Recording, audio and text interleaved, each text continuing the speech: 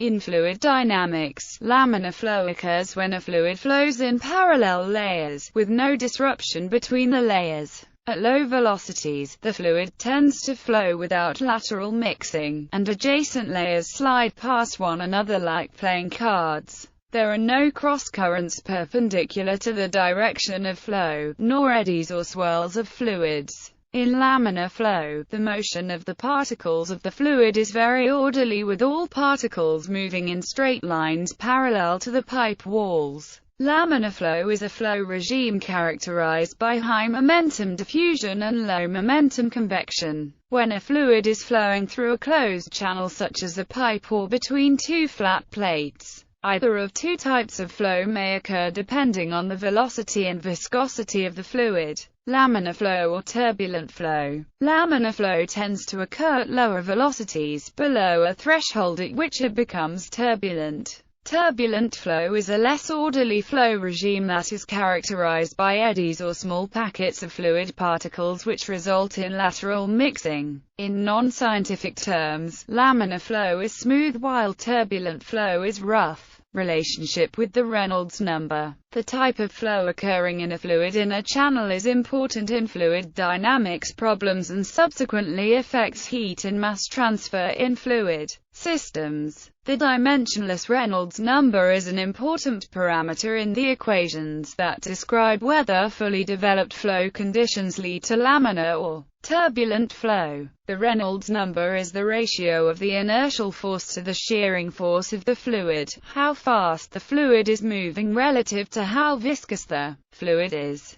irrespective of the scale of the fluid system. Laminar flow generally occurs when the fluid is moving slowly or the fluid is very viscous. As the Reynolds number increases, such as by increasing the flow rate of the fluid, the flow will transition from laminar to turbulent flow at a specific range of Reynolds numbers. The laminar-turbulent transition range depending on small disturbance levels in the fluid or imperfections in the flow system. If the Reynolds number is very small, much less than 1, then the fluid will exhibit Stokes or creeping flow, where the viscous forces of the fluid dominate the inertial forces. The specific calculation of the Reynolds number, and the values where laminar flow occurs, will depend on the geometry of the flow system and flow pattern. The common example is flow through a pipe, where the Reynolds number is defined as where is the hydraulic diameter of the pipe, its characteristic traveled length, is the volumetric flow rate, is the pipe cross-sectional area of the pipe,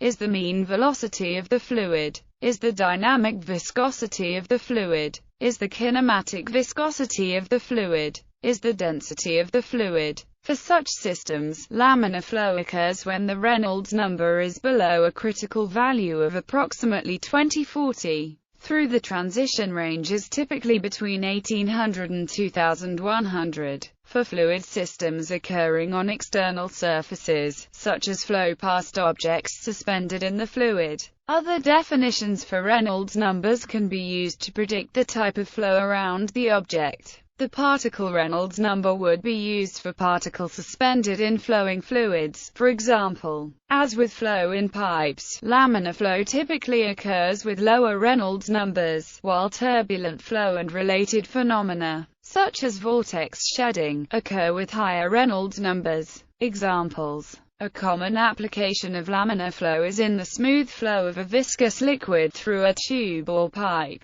In that case, the velocity of flow varies from 0 at the walls to a maximum along the cross-sectional center of the vessel. The flow profile of laminar flow in a tube can be calculated by dividing the flow into thin cylindrical elements and applying the viscous force to them. Another example is the flow of air over an aircraft wing. The boundary layer is a very thin sheet of air lying over the surface of the wing. Because air has viscosity, this layer of air tends to adhere to the wing. As the wing moves forward through the air, the boundary layer at first flows smoothly over the streamlined shape of the airfoil. Here, the flow is laminar and the boundary layer is a laminar layer. Prantl applied the concept of the laminar boundary layer to airfoils in 1904. Laminar flow barriers. Laminar airflow is used to separate volumes of air, or prevent airborne contaminants from entering an area. Laminar flow hoods are used to exclude contaminants from sensitive processes in science, electronics and medicine. Air curtains are frequently used in commercial settings to keep heated or refrigerated air from passing through doorways. A laminar flow reactor is a reactor that uses laminar flow to study chemical reactions and process mechanisms.